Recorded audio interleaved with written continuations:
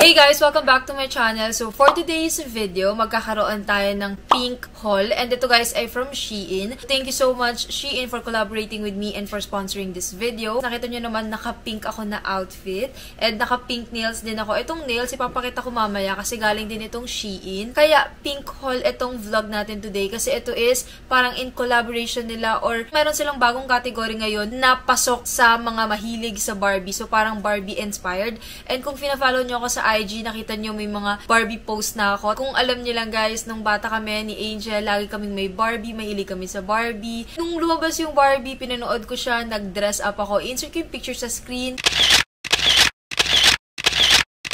Nung lumabas yung movie, talagang hindi ko kinaya. Hindi ko pa napapanood. Umiiyak na ako. Kasi yun, pinanood namin. Highly recommend. Talagang woman empowerment. At ang daming na-touch na spot ng Barbie movie sa akin. So, ayun guys, I highly recommend na panoorin nyo siya. Tapos mag-dress up kayo. Like, pag nandun kayo sa cinemas, makikita nyo yung iba nagdi-dress up din. Talagang parang nagkukumpulan yung mga babae. Kung ano man ang gender mo, nandun sila, tapos naka-pink sila. Nakakaano yung world ng Barbie. And pag nakita mo yung iba na nagdi-dress up din, parang nakakakilig. I am so happy sa collab na ito. And meron tayong 13 plus items na ipapakita ngayon. At ito ay mga beauty finds. Meron din pala akong coupon code na pwede nyo magamit kung gusto nyo mag-avail. And ilalagay ko lahat ng links sa description box so you can check it out. Bago tayo mag-start, yun lang ang gusto kong i-hanash. And hi Barbie! Tunayan natin sa nails na gamit-gamit ko ngayon. Kung napanood nyo dun sa last ko na vlog, Shein Nails, ang dami talaga nilang pinadala sa akin. So ngayon nagpadala ulit sila ng bago. Pero ito naman ay mga pink nails naman. Nahihilig ako talaga sa kuko ngayon. And since nawala na yung soft gel ko, natatry ko na talaga yung mga press-on nila. So ito ang ginamit natin ngayon. And actually guys, grabe ang intact niya look. Hindi siya kaagad na pipigtas. May lining siya ng mga heart. Tas ang cute lang nito kasi French tip lang siya. And last time na nag-unbox tayo, ganun din may mga pandikit. Ang generous nila sa pandikit. Ang dami kong mga pandikit. So, kunyari natanggal, pwede mo palitan. Meron ding nail file sa loob para kung gusto mong i-shape. But dito sa set na ginamit ko ngayon, wala akong shinape.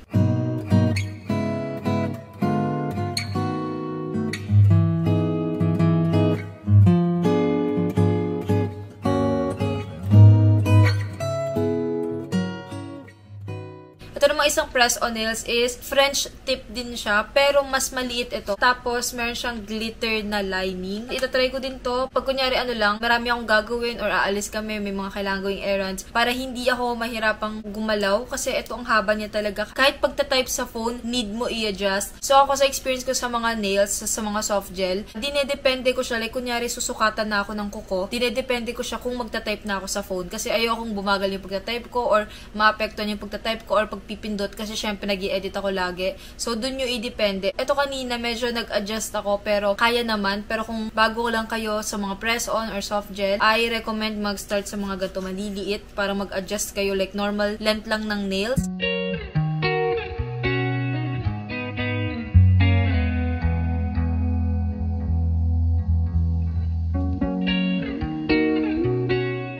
So, next naman guys, is itong shave. Meron kasamang 6 na pamalit. I-open na lang din natin kasi gagamitin ko na rin naman to. May handle na. Tapos, ililipat mo lang itong mga blades niya. Sige, try natin kung talagang kumakabit or nadidikit siya. Nahihiwalay siya guys.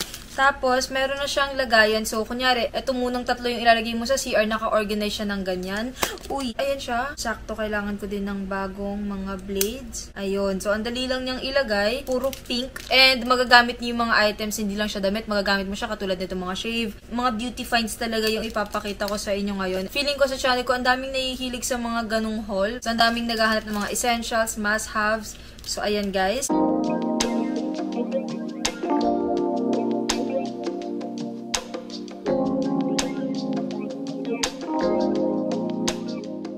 Next naman is itong organizer na ito. Alam niyo naman yan sa channel ko, ang dami ko talagang mga organizers. Mahilig ako mag-organize ng mga bagay-bagay. So ito, nakakadagdag ito. Parang blush lang yung pagka-pink. Meron siyang organizer sa gitna. Pwede mo lagay yung mga brush mo dyan. Tapos may compartments dito sa gilid. May 4 na compartments sa gilid. Ilalagay ko mga makeup palettes or mga makeup brushes. Nagiging rectangle siya. Tapos meron siyang hawakan dito so pwede mong madala kung saan man. Tapos akala mo maliit lang yung storage niya pag naka-close siya. Pero pag in-open mo, ito yung tipo tipo ng makeup bag na pag inopen mo, isahan mo siyang makikita lahat kasi parang bubukas siya ng ganyan. Hindi siya normal na ganyan mo lang makikita. Ito kasi, pwede mong ilatag ka agad sa table tas lahat na matatanaw mo. Ito yung first ever ko na organizer na ganito. Ilang beses ko ito nakita online and hindi ko pinurchase, nilabanan ko and now, meron na ako. So, hinintay ko lang talaga siya. Ang ganda din ng quality, makapal din siya. Next naman is etong heart shape na suklay at may salamin siya. And nung bata ako, lagi kong pinipilit si mami bumili ng ganito. Nakikita namin to sa Divisoria, ganyan. Ang cute lang niyang magkaroon ka ng ganito ulit nung malaki ka na. Ito, pwede mo siyang malagay sa makeup bag mo talaga kasi maliit lang, tas natutupi mo din siya, tas may salamin na. And sa mga katulad ko na medyo ano yung buhok, hindi ako mahilig magsuklay, pwede ko na siyang madala. Ang cute lang ng kulay niya, color pink. Compact siya, so madadala mo siya kahit saan. Kasyang-kasya sa mga makeup bags, sa mga tote bags nyo, kung may likay magsuklay. So ako madadala ko talaga to dahil ang liit lang niya. Parang lang siyang lagayan ng pressed powder. So anyway, ayan siya.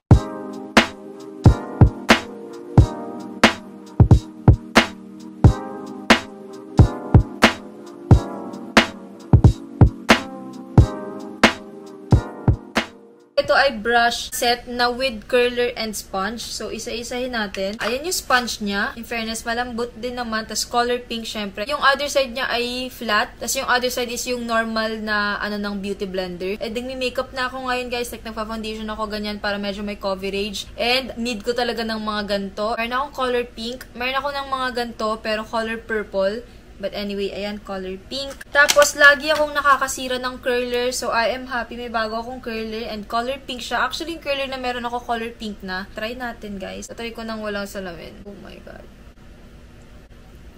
Merong 4 na kasamang brushes. Excited ako sa mga brushes. Alam niyo ako, napapanood niyo sa mga recent kong vlogs, nagme-makeup ako. So, need ko talaga ng mga ganito, lalo na minsan tinatamad akong mag-wash ng brushes. Yung mga brushes ko, halo-halo na yung kulay. So, may panibago ako. Pero, wawash ko yun, guys. Kailangan niyo i-wash yung mga brushes niyo. May parang nakaslant. Ito, feeling ko, good siya for contour. Powder na contour. Tapos, ito mga fluffy na brush naman, pag-blend ng eyeshadow. Tapos, ito naman, pwede sa eyeliner. Itong nakaslant. Ang cute lang, color pink. Wala pa akong pink na mga brushes. Yung mga brushes ko black lang talaga.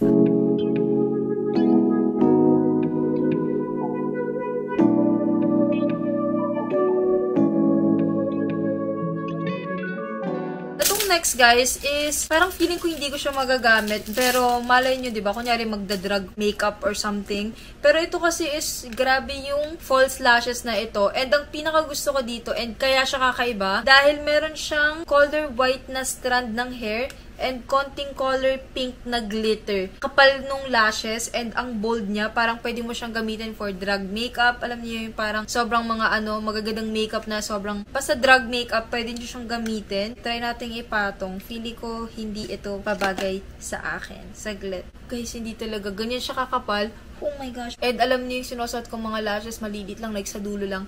Hindi ito para sa akin. Pero ikikip ko siya, kunyari, may kailangan ng gantong klaseng makeup, ganto yung theme. Pwede natin ilaban ng makeup look natin pag ganto, pagka, siya, requirements sa kailangan puntahan. So, ikikip ko siya. And makikita niyo sa Shein, ang dami nilang options doon. Kung ganto yung mga trip mo, may mahanap ka talaga. Talagang magsipag lang kayong maghanap sa Shein. And madali din maghanap kasi ang dami nilang categories doon. So, makikita niyo kaagad kung mandun yung need niyo. And ayun nga, sa mga vlogs ko, alam niyo, multi-category talaga ang Shein. Wide range na mga options talaga.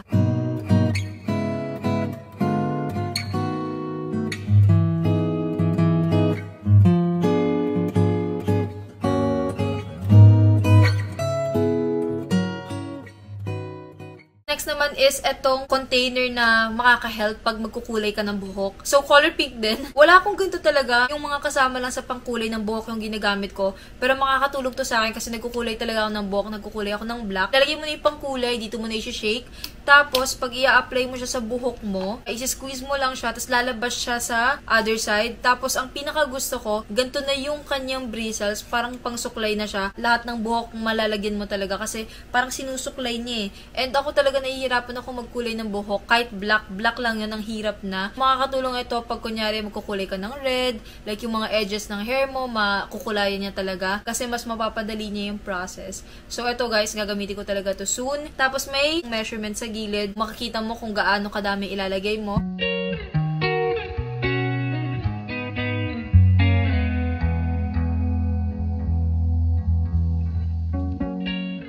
Itong next naman is set siya para sa face mask. And hindi pa ako nakakatry ng ganito kasi yung face mask na mga ginagamit ko, hindi ko need i-mix. Like, diretso lang siya sa face. Parang face mask sheet lang talaga siya. Pero ito, pwede mong i-mix yung face mask mo. And pag nagpapa-facial ako dun sa Biliza, ginagawa nila yung mini-mix talaga nila. Pero hindi ko pa siya na-experience. Kung gusto ko siyang gawin, like, mano-mano mong mini-mix yung mga face mask, lalagyan mo siya ng pang-collagen or ng coffee, ganyan. Pwede mong magamit ito. And sa mga gumagawa nun, pwede nyo siyang gamitin. So, bali, meron siyang bowl mismo. Dito mo ilalagay yung mga parang ingredients or components ng face mask. Tapos, mimimix mo siya. Meron siyang pang-mix. Tapos, may random din siyang ganito. Malalagyan ko siya ng kung ano mang liquid yung need ko. Tapos, ito syempre yung pag-apply sa face, I think. Or pwede din yung spoon. Meron siyang mga measuring cup. So, merong 15 ml, 2.5 ml, tas 5 ml. Ang cute lang nito. Color pink pa. Meron siyang kasamang sponge ata ito. Ba't basa to? May ganito din container. Pero siguro pag ikikip mo yung ginawa mong mixture ng face mask, pwede mo ikip dito tapos magamit mo pa siya the next day. Feeling ko lang doon mo siya ilalagay. Ang dami niya na actually. Sa isang set, ma-avail mo na halos lahat. Like may measuring cup ka na, may pang scoop ka na, may brush ka na.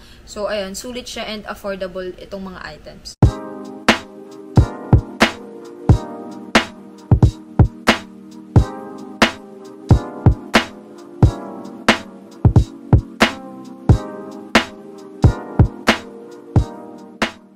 Next naman ay kinikilig ako sa item na ito kasi hindi pa ako nagkaroon ng ganito nung bata talaga ako. Ito ay Shining Diamond Jewel Machine and Refill Set. So, ito yung ikiniklik mo siya sa hair mo, tapos magkakaroon ka ng parang diamond like jewel sa hair. Hindi ako nagkaroon ng ganito dati nung bata ako, pero lagi ko siyang nakikita. Gusto ko siyang magkaroon talaga, gusto ko siyang matry, and nakikita ko din siya sa YouTube. Yung mga ganito sila sa hair nila, and now, meron na ako. So, I am so happy. May panlock siya dito, itong black. Pag i-close mo na siya. Tapos, itataas ata ito. Wait lang. Paano ba to? I am so confused right now. Saan ko ilalagay yung thing? Nuro to sa akin ni Lance eh. Ayan. Ito yung mga jewel na options. So, meron ditong color purple, silver lang, blue, tas merong pink. Ayan, itatry natin siya ngayon. And, syempre, total pink haul ito. Itatry natin yung pink. So, sana gumana or magawa ko to ng maayos. Hindi ko tinignan yung instructions. Pink yung kinuha natin. Talagay natin siya ng ganyan.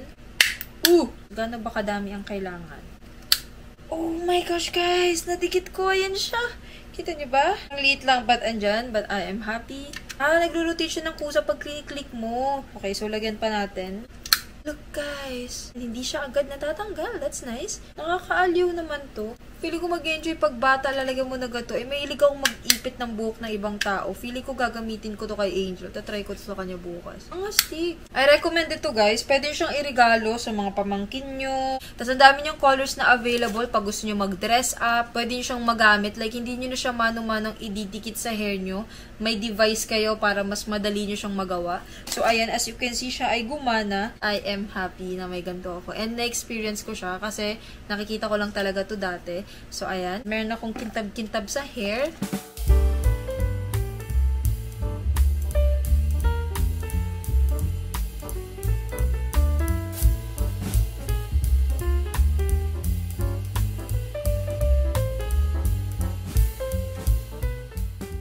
Total na sa may hair na tayo, ipapakita ko rin itong Easy Clip-In Glitter Hair Stencil. Sparkle effect siya na ilalagay mo sa hair. Meron siyang 6 smart clips na glittery. So, clips ito, ilalagay lang natin sa buhok natin. I'll try din ngayon na ilagay. Tada! So, ayan siya. Feeling ko pwede mong gupitin pag hindi ganito kahaba yung buhok mo. But in fairness, ang lambot niya pag hinahawa ka ng ganito.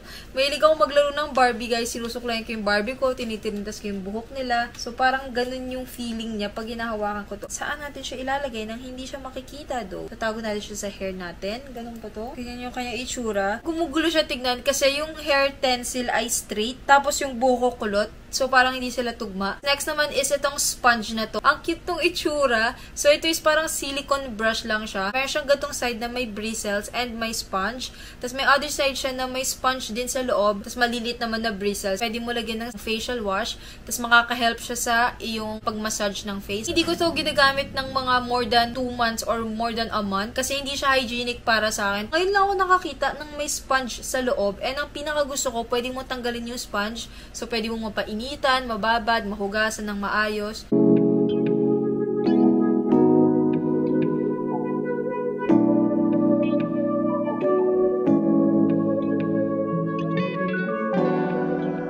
Next naman is itong folding fan na ito. And ang dami ko ng fan galing sa Shein. Nakatiklop pa to. And then meron siyang charger kasi rechargeable siya. And meron din siyang pwede mong ilagay na tali. So pwede mo lang siyang ilagay sa wrist mo. Tapos nag-iikot kayo. Lalo na pag naglalakad kayo ng matagal. And sa baba guys, yung area kung saan mo ilalagay yung pang-charge. Ito na actually ang pinakamaliit kong fan na alam kong kasya at dadaling ko talaga sa labas. Yung iba kong nakuha medyo malaki pa. Pero nagagamit ko sila. Pero ito talaga yung pinakamaliit. Gaganyan mo lang siya and ma-open mo siya ng ganito.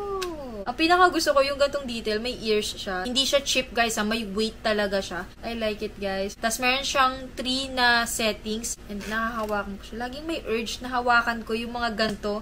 Anyway, namatay. Cute lang. Ouch! Naano na naman ako. Meron siyang butas dito. Diyan mo ilalagay yung pantali para pag kunyari aalis kayo, kahit nakasabit lang siya sa kamay.